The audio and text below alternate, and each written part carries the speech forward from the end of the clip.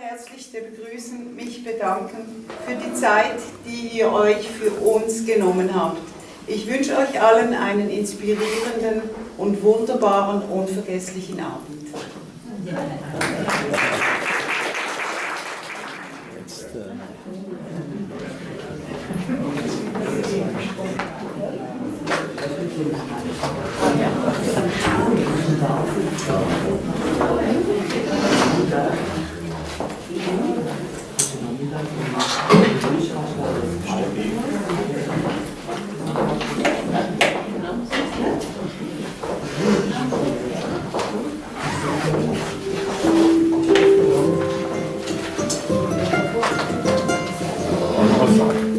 Ja, wir sagen auch noch etwas, bevor wir spielen. Wenn ich mal gerne sagen will. Also wir sind Daedalus, zwei Freunde, die Musik machen. Wir sind nicht original afrikanisch, durchaus afrikanisch beeinflusst. Wir machen einfach so unser Ding und ich hoffe, euch gefällt es. Aber es passt definitiv. Und, was ich schön finde, ist die Zusammenstellung. Also mit Bildern dekoriert man die Leere und die Wände. Und mit Musik dekoriert man die Stille. Und mit Büchern und mit Worten dekoriert man den Geist. Also es passt wunderbar.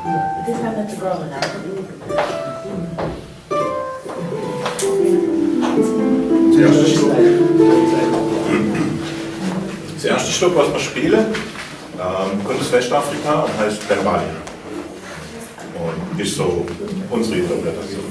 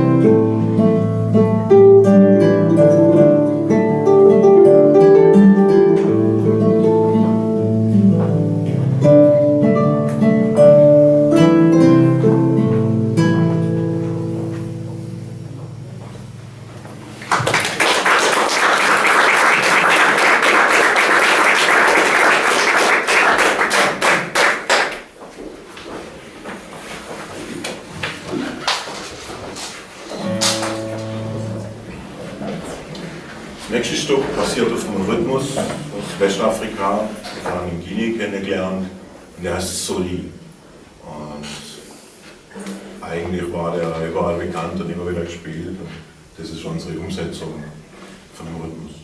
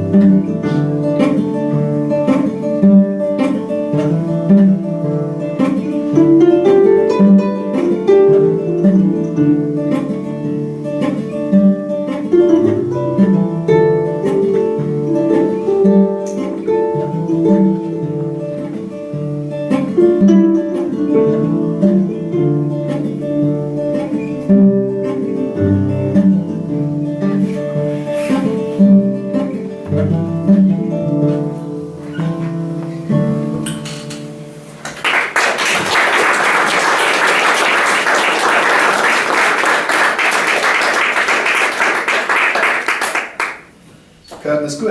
Ja, super, ja.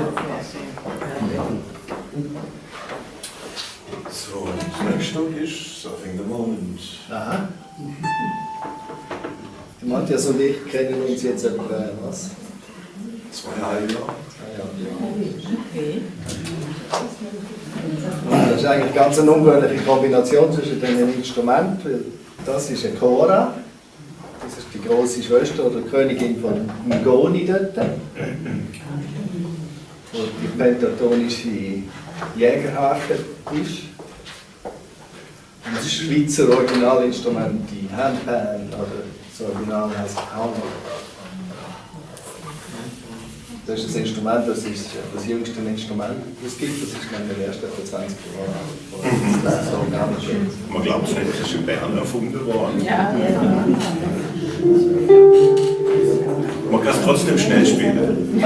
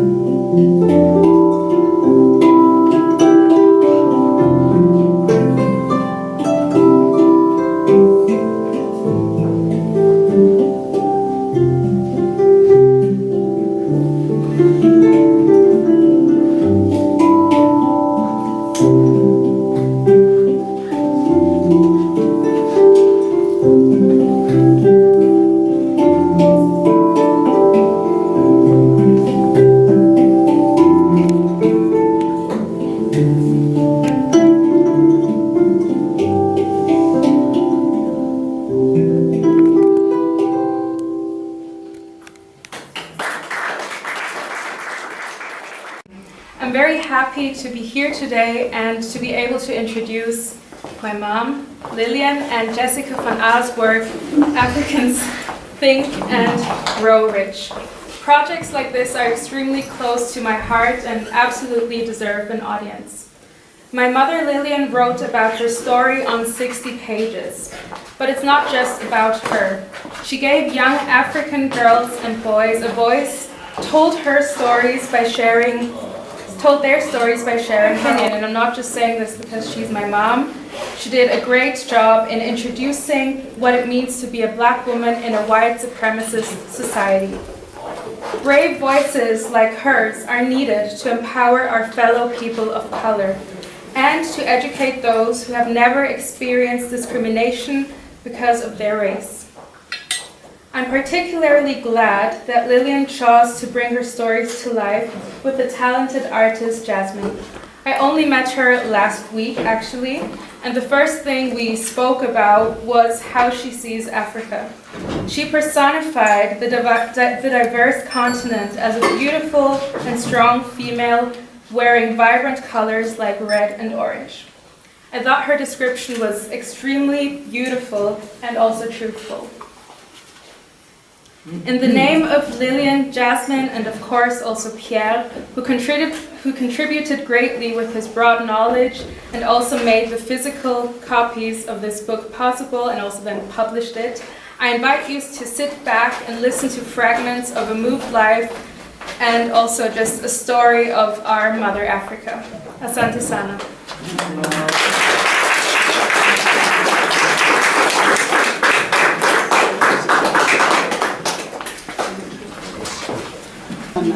In English.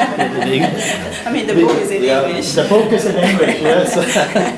So Daniel knows, I want to introduce Daniel first of all. He's a friend of mine, and we've also worked together with music, and he composed this song, and the first time he played for me, I was just crying. It's my favorite song, and it was very spontaneous that I asked him to play for me, and he said straight away yes.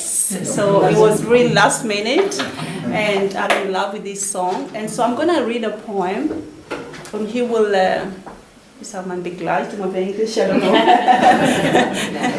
accompany me.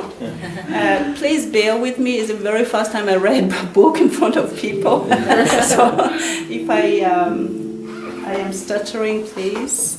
It's all about the message. So I just say quickly a few words about the book. I prepared a monologue, but I'm not going to read about that. I can speak from my heart, but I'm prepared.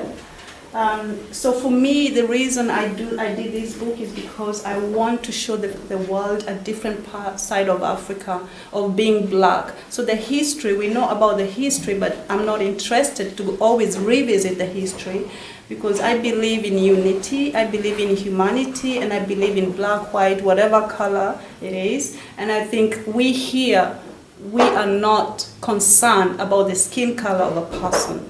So, and that's what I think, the more people like us come in together, we can start changing the way people see humanity. It's painful for us, and each and every person here who is dark-skinned has gone through racism, and we experience it every day, every time of our life.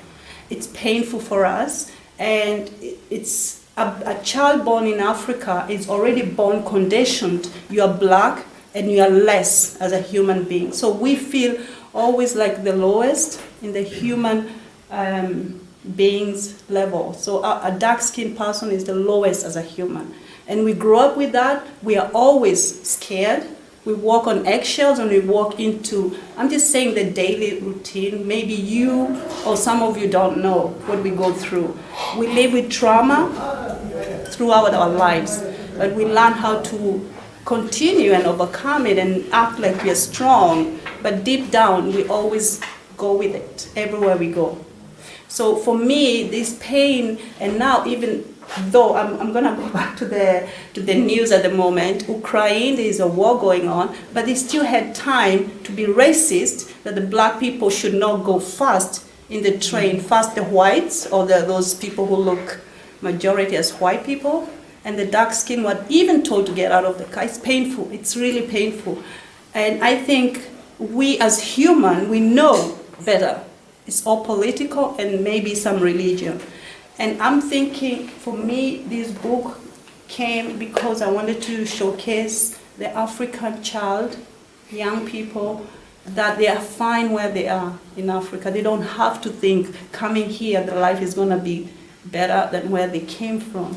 So the idea is actually this is a very small book, and it's with love, a little bit my story in it, and the target group is more like my daughter's age and maybe younger, and the parents who are having little children, to let them know the reality of being an African and a white person. And so the idea is to move forward, and we don't repeat the history. We know better today. We are all human, and it's all conditioning, right? So as a coach, I coach people to move forward and not to live in the past. So the idea is to move forward, and we start to change the story, the program we have, black, white, whatever color we are, it doesn't matter.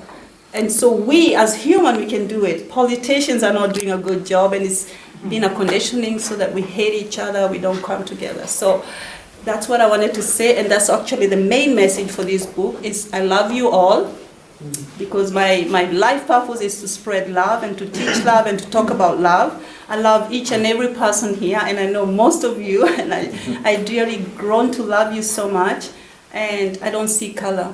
So when somebody asks me, where do you come from? I go, Gundali. No, where do you really come from? Oh, I moved from Felixstowe to Gundali. What do you mean?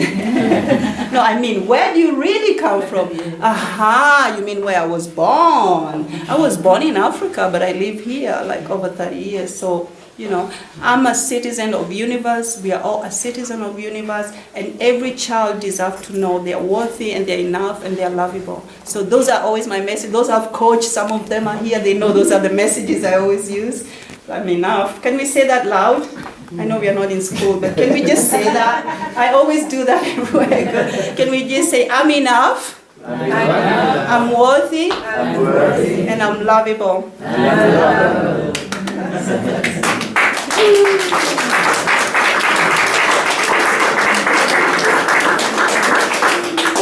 So the poem actually came from my heart. It's dedicated to my grandmother, who taught me how to meditate, how to believe in nature, how to believe in humanity, how to believe in love, and how the nature speaks to us and connects us. It doesn't matter who you are, what you are. The nature has no color, no prejudice. It loves us all. So this is dedicated to my late grandma, and it's about Mother Africa, that country. I call it Mother Africa. So Daniel, let's hope I'm gonna follow up. Of course. The note 10. Of course. Okay. So I'm shaking. So a thankfulness meditation to Mother Africa that flowed straight from my heart during a time of solidarity and reflection. It's a message soaked into my bones. Let the song of your soul flow with and see where it will lead you. Africa, my motherland, my dear Mama Africa, I love you so much, the way a child loves a mother. You raised me with love, taught me how to love and respect myself. You taught me how to respect nature, the earth beneath my feet. You taught me how to take care of the soil in order to gain the nutrition and support. You taught me how to pray for the rain. You taught me how to always share the food with whoever is hungry. Africans love food, so we always share so much. You taught me how to love and respect one another. There is a reason why you came up with this proverb, that it takes a village to raise, it takes a whole village to raise a child, because we are all connected. You taught me if I have a problem, the whole village is there to help to solve it. You taught me what life in a community is, and that it is the only way to a happy life. You even taught me to treat people I encounter as brother and sisters. You taught me to always respect others. You taught me to share with others in need if I have more than they have. You taught me how to heal my illness, be it mind or soul. You taught me to believe and trust in the power of the universe. You taught me how to listen. You taught me how to be compassionate.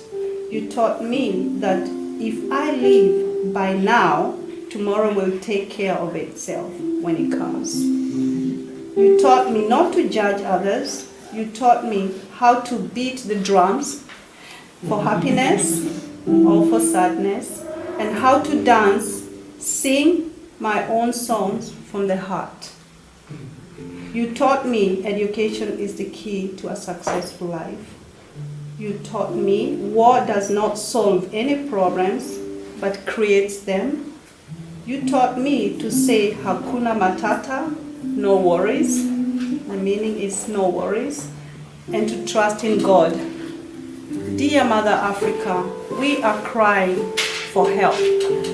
I'm still living by this golden rule, but I feel like I'm all alone. I see suffering around me, and I'm not able to help. I need your help, dear Mother. Who will help me to help my motherland? Where is my village? What happened to my village? Where are my brothers and sisters? Dear Mother Africa, help us to get our motherland back. We are a hurting people. Help us to heal one another and heal you. Love is the answer.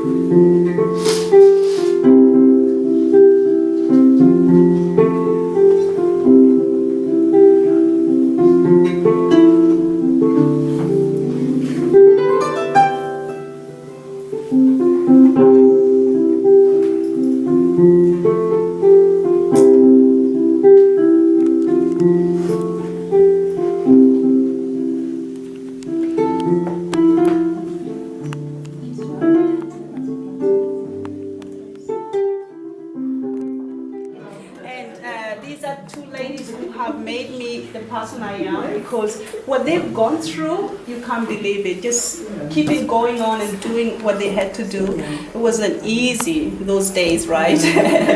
So so I'm thankful for that. And of course, I can't say thank you enough to Pierre and Ruth. Ruth is an expert. She's written so many books. So if you go to the webpage, you find Ruth, and she also inspires me to do what I do. And I thought that's not a real book, but she says it's whatever, it's a book. Because it's not a normal, people write 100 pages. I'm like, So it's quality. I'm not gonna read myself a 100-page book, and so that's why it's that. So thank you, and that's it. And I love you all, and those I can't mention everybody, otherwise we are here for the whole time. And I love you all, Karen. Thank you. Also, you've been a very big support of me. Totally. Thank you so much, and enjoy the rest of the music. And then after that, we're gonna do the book signing, those who want the book, and then later we can just mingle and drink. We have enough drinks, so don't worry. Thank you for being here.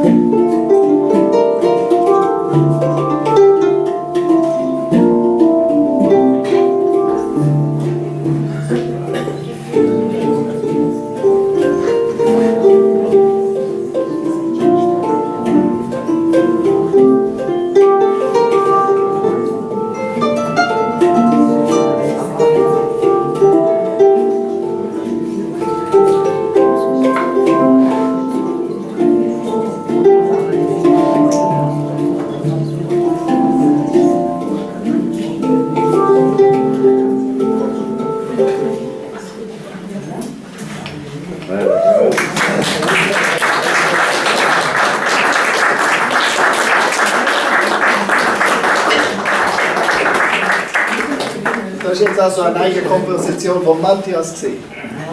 Super schön. Das besondere Schweizer Instrument als erstes. Wie heißt das Instrument? Handpan, oder es gibt das Berner Original heißt Hang. Vom Berner Wort Hand, wenn man es mit der Hand spielt. Mit der Hang. Wie entsteht der Ton? Das ist eigentlich das Prinzip von einem umgekehrten Steel Drum. Und dann hat man unten eine Schale dran. Also, wenn wir die Dinger bauen, das ist sehr schwierig. Es braucht viele Jahre Erfahrung, um die bauen und stimmen zu können. Und das wird erst so als Halbschale getrieben und dann werden die Tonfelder rein gepresst und dann werden die Zwischenteile verdichtet mit Hammerschlägen. Und das isoliert jedes Tonfeld ähnlich wie Lautsprechermembran, die dann schwingen kann.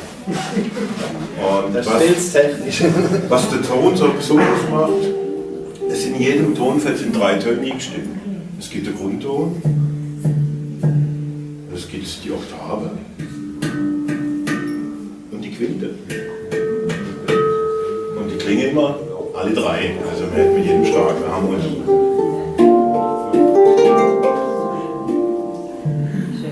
Das nächste Stück ist wieder von Afrika inspiriert. Das heißt Garten.